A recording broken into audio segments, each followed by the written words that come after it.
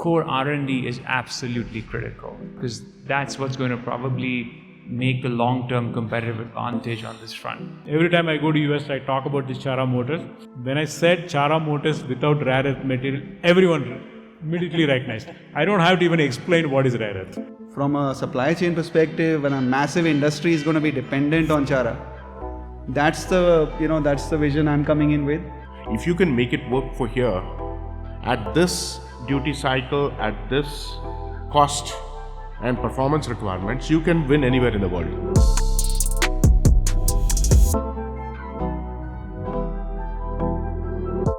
This is called a fireside chat without a fire. I don't know why they are called fireside chats, but symbolic. So we'll use this opportunity to pick their brains, a lot of experience with them, and that's the whole idea, and try to ask troublesome questions and see if they can give good answers. So first one to you, Chetan. I mean, you have been in what we think as the deep tech, right? Hardware, deep tech in a long time. I didn't know about your solar-powered car from Michigan. That is very cool. It's a lot more deep challenge, tech. no? Yeah, big challenge. Yeah. Australia, right? So, like all of us, we would like to see more of this to happen in India, right? Especially in this sustainability, because sustainability is, at least I personally believe, is the next big opportunity for the next, 2-3 decades, I think. Electrification and bunch of other things. So, I'd like to ask you, Chetan, with your vantage experience in the last 2 decades, a little bit more, what changes do you envision from all the players, at least the 3 players I can think of, or in no particular order, are the investors, the entrepreneurs, the founders, and the policymakers. So, I would love to hear from you, your experience, and what you would like to see in the next decade. Okay, so I think that when you said what's changed today, the demand for newer solutions and products in the country has changed, and the requirements are quite different, and that's sort of creating a new opportunity for Make in India right through. And when I think the Make in India, it's not sort of, like you rightly said, we get a technology from somewhere. It's not manufactured in India. It's understanding the requirements and then looking at designing in India and then manufacturing in India. And beyond that, thinking through scale and thinking through globally. The world is very flat today, and so your technology or whatever you do cannot be considered in isolation of what's happening in China or in Europe or anywhere else, right? And so therefore, how do you differentiate in a global space is very important. And the benchmark parameters have therefore changed on this area. And when Nagesh also talked around the scale side, I think this philosophy I see a lot on the China side. They've done scale. And how do we as companies in India think through it, right? How do we add in the numbers I heard on motors zeros? How do you think through that this is not a product for India, but a product globally, right? And how do we switch that gear that we're thinking through much bigger? So our aspirations, I think, have to be much larger and global on this frontier. I'm overlapping the policy and the other pieces together. Core R&D is absolutely critical, right? And you're clearly doing that, and continued investment in that is critical, because that's what's going to probably make the long-term competitive advantage on this front. I think that's another important piece as we look at it here.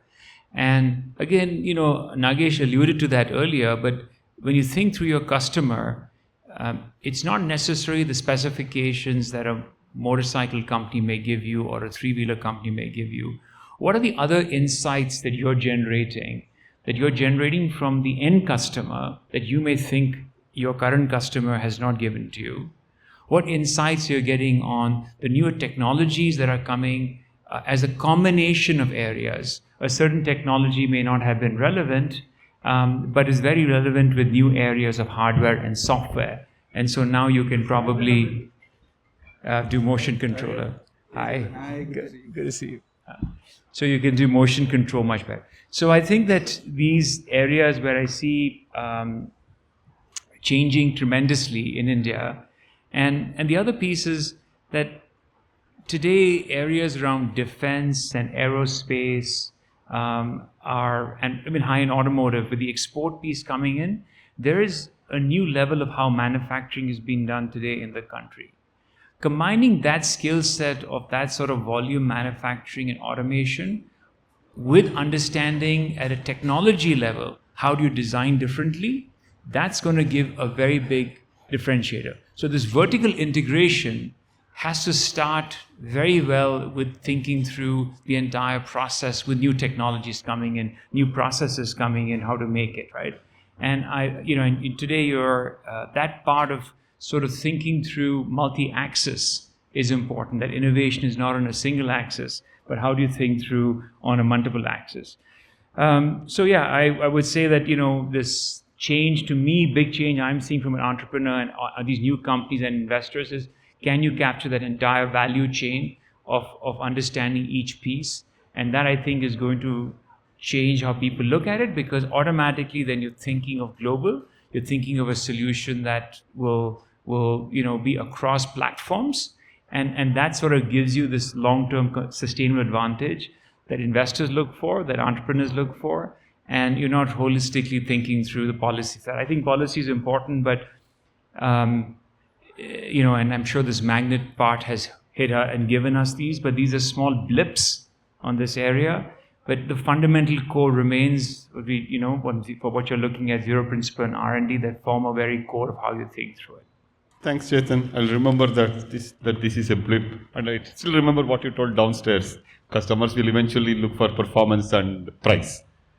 Yeah, I mean, when I say it's a blip, I don't know if you remember in around 2010, 2011, around that time frame, China magnet prices went up 6 times, right? And I worked with my partners in the motors, and we reduced the magnets by half, right? But then suddenly China figured out this it's coming back neutral, and everyone forgot about a lot of that stuff, right? So I would say that it is a blip in terms of that something else could come in, and it's important that policy drives you in the short term, but it's the right basis. The basis is, I want to use materials made in India at the lowest cost, giving the customer the best performance and creating competitive advantage, right? So I think that philosophy still remains, but externalities may not continue, and we shouldn't count on externalities on your business area. You should count on fundamentals by itself, by its standing by itself, that give you differentiation. Yeah, we'll remember that, Chetan. So next question is for Chinnu. Out of curiosity again, I mean, now we have interacted for close to 3 years, so we know each other well. But when he came to our office, he just came through a referral. He did not know about us. So and we were in a small bungalow there that time. So what gave you the conviction to invest in a deep tech and, should we say this carefully, yet unproven rare earth motor that time? So deep tech, I have been investing before Chara also, right? I invested about quite a few. All the 10 years I have been pursuing quite a bit of deep tech. Some worked well, some did not. So I think what made me to think about Chara, interestingly, I think I shared it with you, Bhaktha. Even before Chara, I was looking at this space because I usually take thematic investments like robotics. We study for about a year, then we make an investment. We look at 4 or 5 companies in the landscape, then invest actually. So this SRM Motors, I looked at one more company in Bangalore itself. So I was quite familiar. In fact, I talked to one IIT professor. He taught me what to look for. Because the last time I looked at electromagnetics was in college. Okay. Then he taught me what to look for. A few things like when the motor is, when the vehicle is on in a stop mode, the poles have to be aligned so that it will overcome the inertia, the vibration problem, and how do you solve, there are a lot of technical parameters to look at it. That is one thing. When I asked the founders, I was pretty impressed the practical way of solving the problem. Okay. The second one, I really like the complementary angles of the founders. Like Bhaktha comes from similar field like mine, and Ravi, motor guru, and Maha coming from power electronics background. I think that convinced me because I always look for complementary skill set in the founders. And the fact that they worked in the past, it is not that, but this is an area where you need to have some experience, correct? Unlike in pure software, you need to have experience helps a lot in these startups. I think these are the factors. Then somehow I had a feeling this China-US war will go on because I come from a semiconductor world. Only thing is I was thinking it may happen a little later, but thanks to Trump, it happened much earlier. So just to give you an idea, like every time I go to US, I talk about this Chara Motors. This time when I visited people, I was there like about 3 weeks. I came back 2 days back. When I said Chara Motors without rare earth material, everyone immediately recognized. I don't have to even explain what is rare earth. Thanks, Chinnu. We three got together, that was by design, not by accident. I mean, Maha, I knew from before, he worked with me at EasyTap. So I don't write code anymore. I used to write code. And Maha comes with a very deep, he's a graduate of Rensselaer Polytechnic, where pretty much all the power electronic devices were invented, MOSFETs and IGBTs. And Ravi, of course, he knows how to build motors. So it was by this one. And the team reflects the same composition today. So for people who don't know, this is Rahul, managing partner of Arkham. He led our Series A round. So Rahul, next question to you. So now that you've given us the money, I mean, you know this, deep tech hardware companies mature slowly. They have a slower ramp, but we believe a much taller ramp. So how do you balance at this stage of the company, at this stage of investment, your conviction and patience to build long-term value? Wow. Hardest question for the newest investor. Because you came late. Yeah, no, I think investors are always in a rush, Bhaktha. Yes. Right? So there is no balancing. I think right now where we find Chara is at a very interesting juncture, right? Where it is, in a backlane of HSR. It's not even in one of the mains. But it's sitting on some amazing IP or outcome of a lot of hard work from all of you guys. And I think now is the time to capitalize, right? And I think the first time, of course, Bhaktha and I go back 12 years and Maha and I have also been at EasyTap together, but I was an investor in EasyTap for those who don't know. The comfort with your building ability was, obviously was there to begin with, but the problem that you had undertaken was not straightforward at all. I mean, it was over time, and I would run into you guys at so many events, and it would be like, yes, things are progressing, but the comfort from just is also from somewhere inside that is also a little bit about India pride. I think the fact that all of you are sitting in HSR and building a world-class product, that's usually for me the whole point of taking a risk is the glory is worth it, right? The glory of building a product coming out of India, which is going to completely make India self-sufficient from a supply chain perspective, when a massive industry is going to be dependent on Chara. That's the vision I'm coming in with. And I don't think there is a long waiting time for that. So I'm not going to take the credit that Chinnu should take of taking an earlier bet. I'm coming in, right in the middle of the tailwind being very strong. Yes. I think the market is ready, and I think your product is already out there. It's proving itself. So for me, it's now it's we've been on a F1 racetrack, driving the wheels up. Now we are on the flag, and we just need to take off. So I think we should just fire on all engines. So there's no need to balance anymore. Yeah. Okay. Thanks. You've done all the patient work. So time to lose patience now. So that's the scary part. Rahul, I'd go a long way back, more than a decade. And he was absolutely right. We were talking for more than 2 years, right? I think longer. Even longer at Chara, and and then everything came together. And when I reached out to him in I don't know, in May, I think, right? And he moved March. Yeah, he moved really quickly and closed the round within a quarter. Now, one of the things I've seen with him is he takes very quick decisions, and which also means his expectations are very high. Yep. So it's good to have you on the team, Rahul. Yeah. Looking forward working with you. So Nagesh, question to you. You being the execution man. So all of us would like to understand what are the kind of the behavioral traits we should develop, we should nurture to become successful, and in only one thing, scaling up. We have the technology, we have the customer traction, and we have the tailwinds. Now it is And the capital. thank you. Yes, and the capital. Yes. Would love to hear from you what we should be doing. I think to me it's attitude and hunger. Actually, it starts with that. Do you have that self-belief that you can go get the world? And why not?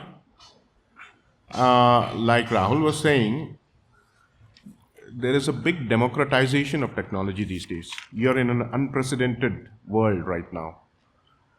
With a 20 million two-wheeler market, which is going to be a 30 million in the near future, and a couple of million three-wheeler market, the micro-mobility database is here.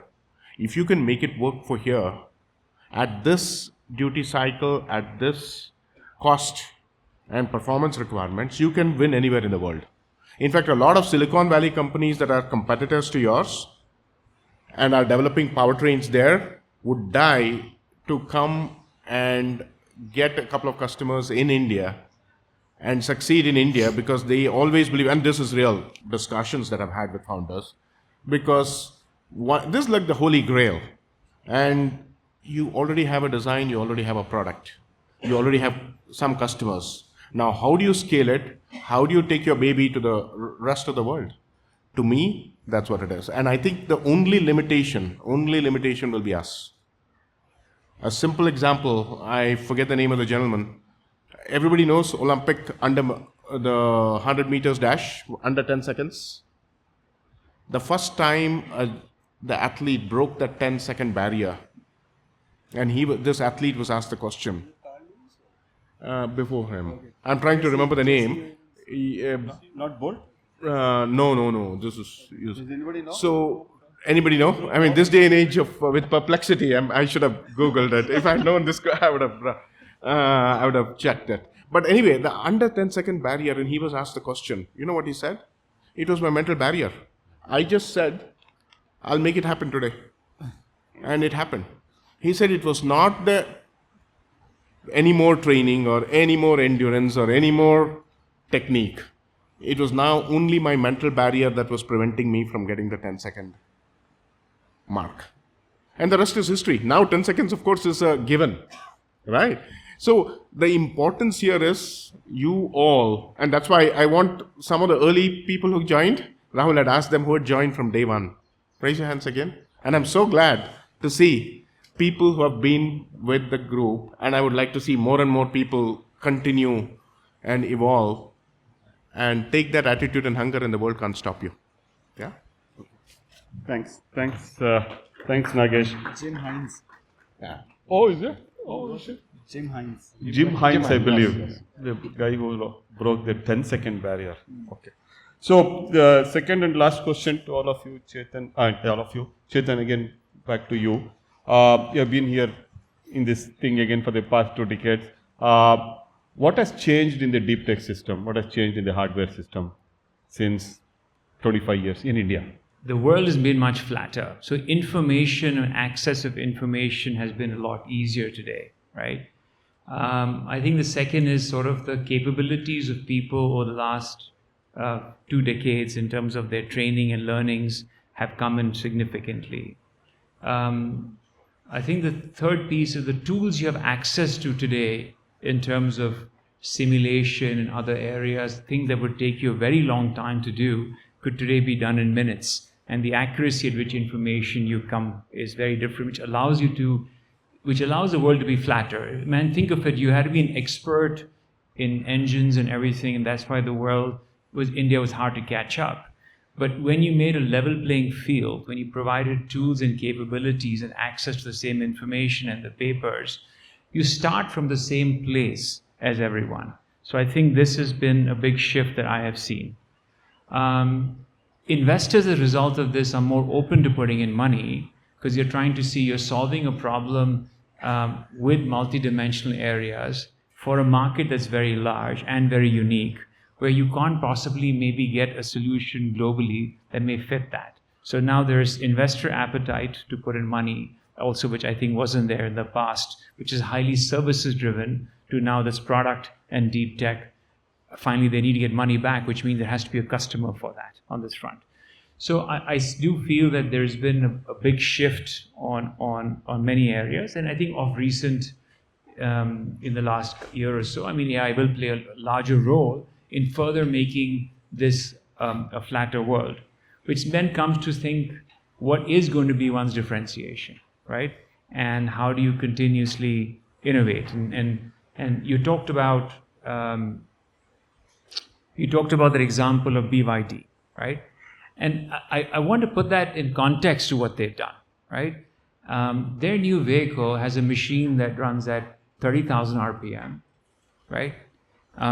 Is producing 400 kilowatt, which weighs around 25 kilograms, right? Okay, in a production car, and has integrated everything, as the 8-in-1 integrated powertrain that you can probably carry with your hand at 400 kilowatts, right?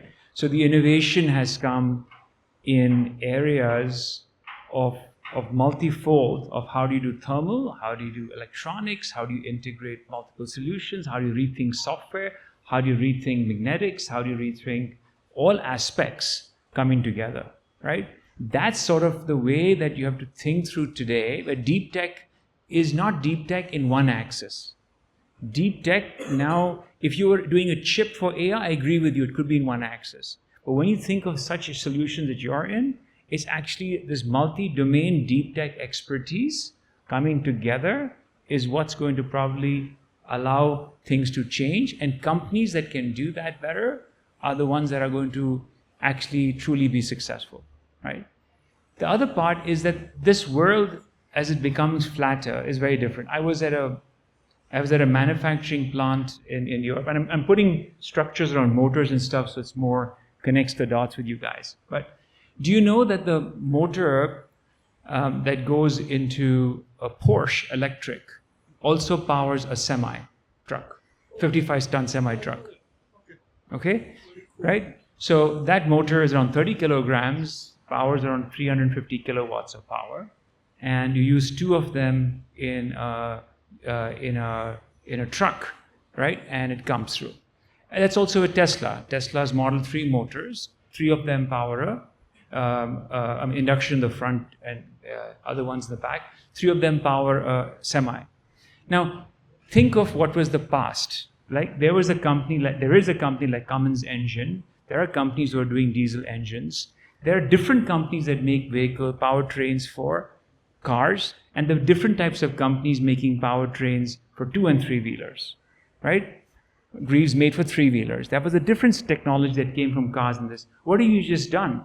You've actually made it common across everything, including a drone, including all of it, right? So the same factory and the same technology can now be used in a very different way, right? I worked with Mahindra and I started the Formula E race car, right? And again, they are 400 kilowatt machines at 25 kilograms on this 98%. The road to race is actually just a step, but you'll never see an F1 technology car engine come in the car. It'll break down with no time. But the same technology that would race would now come into road. So you have to now, hardware and software and these new solutions have changed it. So I think you have to rethink deep tech in a very different way. You can't think I'm a three-wheeler company doing motors or two-wheeler. What does it mean for technology? Otherwise, someone from another space is going to come and try to kill it. So it's a different meaning today. Thanks, Chetan. Brilliant insight. I just want to add, when we started designing our 5 products, you saw, right? We thought we were an EV motor company. That's why we said three-wheelers. But as you all know now, we have more revenue from the non-EVs, like the tractors, the golf carts, the industrial equipment, agricultural equipment. Same motor. Yeah. So next question to you, Chinnu. Since you have invested in a lot of deep tech companies, when will you think we will see a large product tech company out of India that is recognized all over the world? Okay. That's my dream. Hopefully, before we all go. I hope Chara's would be one. Probably the first one. No, I think, it is happening because let me kind of recollect my journey. Because see, I worked in Intel, like Bhaktha and myself, we worked at the same time, but different places when we did not know each other. So I was an engineer. I came back 2004. Then I was responsible to set up the SanDisk GCC, the Global Capability Centers. And then in the VC career, I have been here about 10 years actually. So if I look at in every 5 to 10 year steps, see that 80s and 90s, India was massively transforming itself IT services, correct? I think even before the R&D was here, but in a scale, I think 2000 onwards, it started happening. Today, I think if you look at India has 2000 GCCs, basically the R&D centers, all major companies in the world, right? They have R&D centers or digital transformation teams. They have setups here. Then the next leg, probably about 10 years back, the deep tech journey started. And actually, initially, I used to invest in companies like Chara, which is like US-India corridor. One of the founder would sit there, and one of the founder will be in India and leverage the cost arbitrage actually. For example, Chara, we just exited successfully. This is developed by basically the company idea was conceived by 2 Stanford PhDs. They had come up with a different AI architecture for the AI computing, edge computing. Then entire chip design was done in Hyderabad, about 80 people. And we could cut down the cost 1/3. The company raised only 50 million, right? If you do the same thing in Silicon Valley, it would have been like 3x actually. So I think the skill is there, knowledge base is there. So I would say that's moving up one step. So IT services, R&D scaling for big companies, startups in the cross border. So yours is a pure play India company. So I think we have been making these steps, correct? I think it is not for, we have been investing very, very interesting companies. Very recently we invested in a company called Mayutic, which is into the chip design automation space using AI, which is a complete India company. So I think it is coming. I don't know when we will see a $5 billion company, but it is not far away. I can tell you that. Probably another 5 to 10 years. I'm talking about deep tech, worth valued 5 to 10 billion is going to happen from India in another 5 to 10 years. Value. And I'm hoping Chara would be the one. That's the level of expectation I have. And it is, by the way, you have a huge market space and the technology is apt and I think timing is correct. You should set yourself to be one of the biggest deep tech exit actually, or getting IPO'd or maybe getting acquired. Interestingly, many big companies are starting to acquire the companies which are coming as startups. For example, Chara was acquired by NXP Semiconductor. We had one more company called Locus that got acquired by IKEA. So the big companies from outside of India, the big players, they are starting to look at exits from India, which is also kind of priming actually. Okay, I would say 5 to 10 years. Oh, good. Okay. Let's, before we go away, we'll see a globally recognized product company from India. So next question to you, Rahul. At least from what I understand, you started investing in manufacturing companies, right? Which is amazing. Manufacturing was a bad word, like even last decade. So I think that's what, apart from other things, attracted Rahul to us, that we are now transforming into a manufacturing company. So at least the mental model I have is there are a few deep tech successes in India. And what does it take for a successful deep tech company, which means it's a product, like where we are today, to become a globally recognized manufacturing company?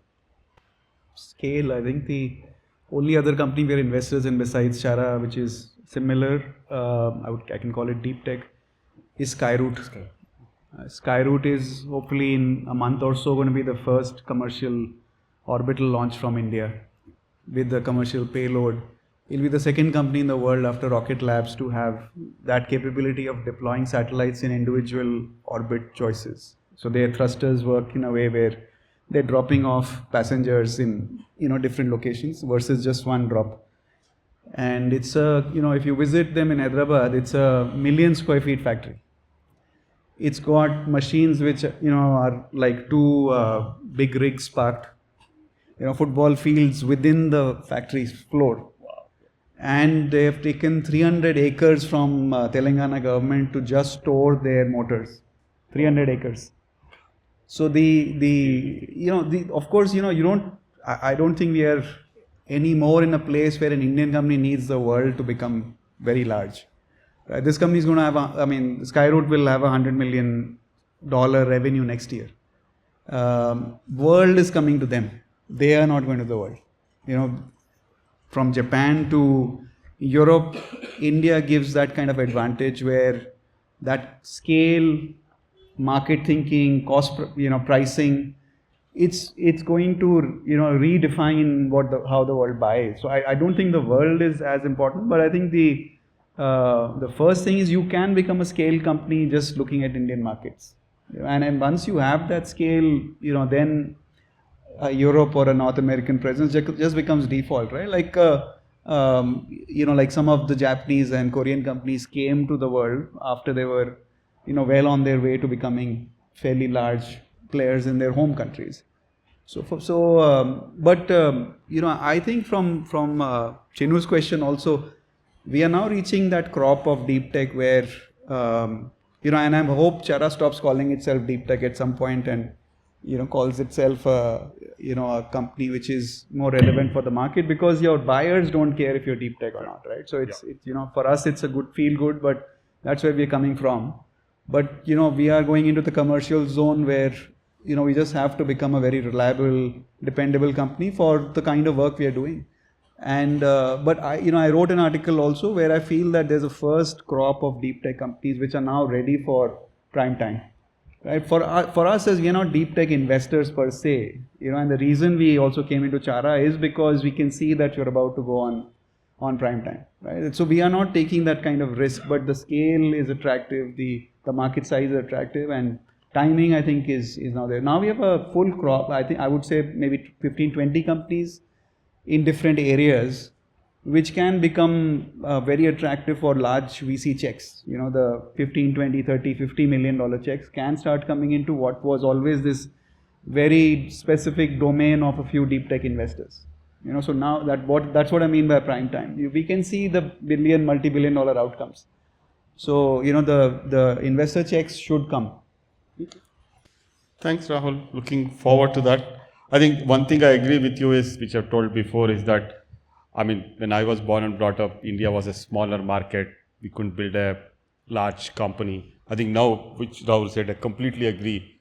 We can build a unicorn just on the market size in India. Then we can always go to the rest of the world. Last quick question, Nagesh, before we open it up to questions to the audience. What are the non-negotiable traits for us going forward to become where we want to be? I won't even say what we want to be. Dream big. When I talk to a lot of the founders, right, and saying what would you have done differently, not dreaming far enough. So to me, the world is your oyster. You have so much. So think big, and you've already talked about not just the auto, but the non-auto and other applications. There's huge potential, India and the world, right? So how do you dream big? How do you take it to where you logically want to be? You've done the homework. You've been there 5 years. You've put in the 6 years. Yeah. You put in the grunt work. Thanks to all the hard work of all of you. Now, how do you scale it up, right? And we touched upon earlier about the customer and the customer understanding of the customer. And if you keep delivering that value to that end consumer, nobody can stop you. Yeah, I think that. Thanks, Nagesh. So, love to hear some questions from you. When we have all the people here, please ask any troublesome questions you have and get the benefit of their presence here. Yeah, I think in my view, mankind is becoming softer in terms of conflict engagement. So a lot of the world interaction is obviously going to become more conflicted. And as a result, that interaction is going to be delegated to machines. One, to avoid conflict, and the other is to to do it at scale. So I think the human to machine transition, we are already seeing very cheap humanoids becoming household items, and I think that will flow into autonomous everything in many ways. But also that bridge between human intelligence and machine intelligence somewhere will cross, and that autonomy will have a different meaning altogether. So in some ways that's to me the big future, but it's getting driven by where we are all going as people. I think definitely this humanoid, I agree with it, because I do see that already. Factory automation happening quite a bit, including our portfolio company Atimotus. But I think on top of it, definitely from India point of view, since you talked about, there is a lot of investment will happen. It is happening as we speak in the defense tech. Actually, interestingly, not just in India, all over the world. I think with all these geo conflicts, Russia, Ukraine, and uncertainty in the Europe, because the US is saying that NATO bill you had to fund yourself. So suddenly the defense budget itself got opened up. So defense technology is getting a lot of funding. So defense startups is naturally will get more funding. The other one which I see is power, because with all this AI, there is a huge demand for power generation, right? Okay, there are two angles to it. You have to create more power for all these data centers. The other one is how do you come up with efficient computing actually. So that is basically, the computing in semiconductor will evolve further. Okay, I think in my opinion, NVIDIA is like not the best optimized computing architecture. There will be new architectures, several architectures, which is aimed towards power, cutting down the power actually, right, at the data center level, even at your device level. Then still you are going to have more power consumption. I think one thing which attracted me in the last 6 months is the small nuclear modules. It's called SMR. That is looking very interesting. Actually, people have perfected or they have a proof of concept where you can have a small modular reactor, which was not possible earlier. And that is something is interesting actually. The other things, shifting gears into the drug discovery, with computing becoming very cheap, the drug discovery cycles will become shorter. Because right now, if you look at drug discovery, it's like 10 years, 15 years, or maybe longer cycle. I think with computing coming into play, that I think it's going to cut down significantly. And these are all things I see in a macro level actually. Well, we've covered a lot. Maybe I'll give a couple of examples to add on that. I think there is a large area that's been now explored, which is quite unique, is trying to understand how the human body works and what does that mean in taking that to technology. So, for example, the way the DNA is sequenced is now being trying to structure to say how could you create storage in a different way that you can store a lot more than what it currently does, right? How a human body processes and how the mind works and how neural networks are there, what would that mean as you restructure this front? So I think this sort of research, which was generally separated, where the human body research was done independent of where the research was done on technology, I think a big area is going to be when these two dots connect. So in broadly, it's going to be around intersections of technology in a way that you all are more familiar with. It's on electric, autonomous, renewable energy, and all of this coming together and connectivity coming together, right? Each of them have done its own job, but the real new models are coming around the connectivity of that, right? Where if power is needed at a certain point and vehicles needed at a certain level and battery storage is there, you integrate it. So there will be also this host of technologies where the intersections will create new business models. And those again have been seen in independent area, like renewable has been seen independent, not combined to mobility and other pieces that you'd come through on this front. I think from a last piece is how you would look at AI. I think it's going to be it'll be like a team member. You're part of your team. You've got 4 people. You've got a 5th guy there or girl, and you're saying, hey, okay, you take this task, you solve this, and how would you interact with AI in a way that allows you to get that advantage and think of them almost as a team member in what you do and invent and look at it. So it's also going to be a change in our psychology and our way of working that I think has to be very different if we're going to really look at the future and see what we can get out of it. The policy support needs to improve a lot in this country, not only for what I think as smaller things like what you said, even for larger things. I mean, the government, I think, should send a signal to the community, right? Everybody, like represented by various people here, saying that we need to do much better support in terms of duty definition and even the magnitude of the duty itself.